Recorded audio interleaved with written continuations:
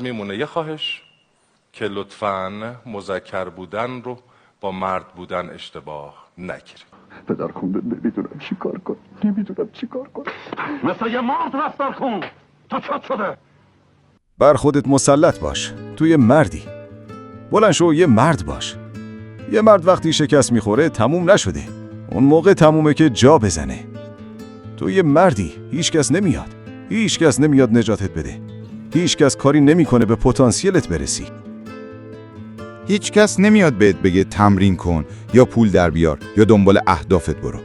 راستش برای هیچ کس مهم نیست اگه امروز بمیری. هیچ کس جز خودت. پس بلند شو، خودت رو بتکون. زندگی ضربه میزنه. همینه بازی. اینه چالش. بزرگترین ابرقدرت یه مرد اینه که تأثیر پذیر نباشه. پوستی داشته باشه که هیچی توش نفوذ نکنه. یه مثال خوبش آرنولد شوارزنگره. حدود 80 سالشه. چند سال پیش تو آفریقا یه بچه از پشت بهش لگد زد. آرنولد تکون نخورد. مثل اینکه یه پشه زده باشه. تو هم باید مثل آرنولد باشی. قوی. از نظر احساسی مقاوم. وقتی زندگی ضربه‌ای میزنه که بقیه رو نابود میکنه، تو وایسه و بگو چی بود الان؟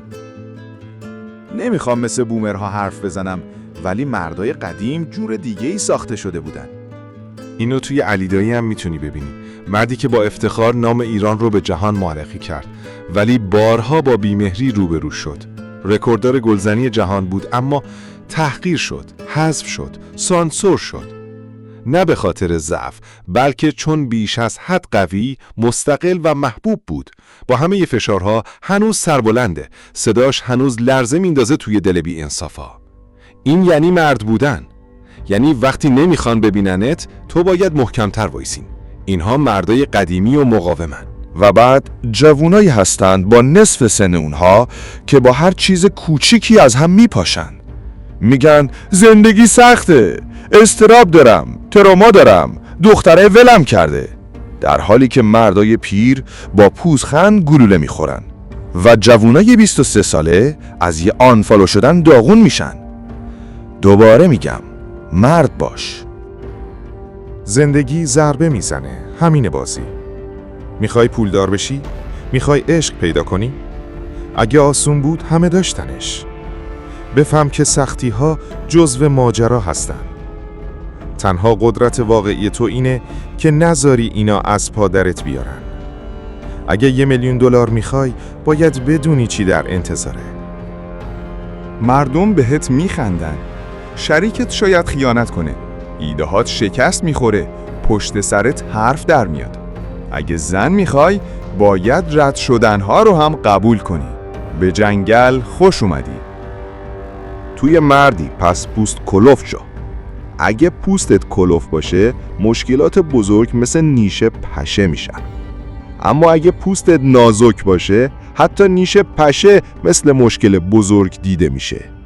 پسرای امروز پوست کاغذی دارن. برای خودشون متاسفن. از چیزای بی اهمیت استرس میگیرن. یه کتاب هست که خوب خلاصش کرده. درگیر چیزای کوچیک نشو. همه چی کوچیکه. میتونم 10 کتاب بگم، ولی واقعیت حتی لازم نداری. یه قانون ساده رو یادت بمونه.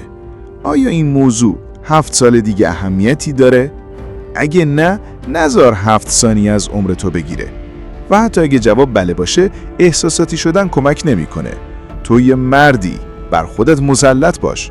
قدرت شخصیت یه مرد با میزان تحملشه. وقتی پوستت کلفت شد، آروم موندن رو یاد میگیری و با قدرت به مشکلات حمله میکنی مثل یه مرد. اون موقع است که رویاهات واقعی میشن و دنیا مجبور بهت احترام بذاره. تو یه مردی.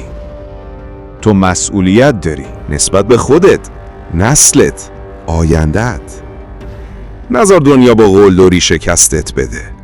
پتانسیل تو نامحدوده، اما فقط اگه بلند شی. بارها پشت سر هم خودت رو بتکون و به حمله ادامه بده. اگه این حرفا به دلت نشست، لایک کن و تو کامنت بگو چی قراره تغییر کنه. سابسکرایب یادت نره. راه تازه شروع شده.